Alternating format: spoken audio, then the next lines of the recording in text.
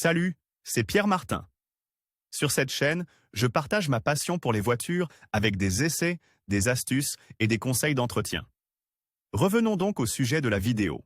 Le Wi-Fi en voiture permet à chacun de surfer directement depuis l'habitacle. Voici ce qu'il faut savoir sur les principales possibilités, les coûts et les éventuels problèmes des véhicules connectés. Le Wi-Fi dans la voiture, qu'est-ce que c'est et à quoi ça sert? Comme vous le savez peut-être, les véhicules modernes ont la possibilité d'être entièrement connectés à Internet grâce au Wi-Fi et au nouveau système d'infodivertissement équipé d'une entrée SIM qui permet d'utiliser confortablement les smartphones, les tablettes et les ordinateurs portables. Grâce à ces derniers dispositifs, vous pouvez installer et utiliser confortablement un réseau Wi-Fi tout à fait identique à celui de votre domicile. Mais qu'en est-il du navigateur et la vitesse de connexion? Pour ce dernier, nous pouvons dire qu'il dépend principalement de la qualité du signal et de la congestion du réseau de données, tandis que le navigateur dépend de la voiture. Les constructeurs automobiles tels que BMW, Mercedes et Tesla proposent également un navigateur intégré, tandis que d'autres, tels que Audi, Ford et Volvo, utilisent des applications spécifiques. Ceci étant dit, à quoi sert réellement le Wi-Fi dans la voiture et combien coûte-t-il?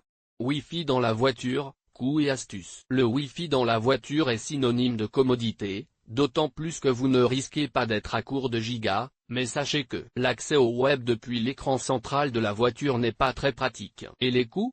Il faut d'abord les évaluer. Le Wi-Fi dans la voiture est en effet coûteux. Toutefois, la connectivité automobile est l'accessoire du moment et peut être introduite même sur les modèles plus anciens grâce à des dispositifs de point d'accès portables alimentés par l'allume-cigare de la voiture, de véritables routeurs mobiles créés pour des connexions simples et des commandes à distance telles que le contrôle de la température et la gestion des services d'urgence. Qu'en est-il de la sécurité de la conduite? Elle peut parfois être compromise par l'utilisation du Wi-Fi dans la voiture. Pourquoi?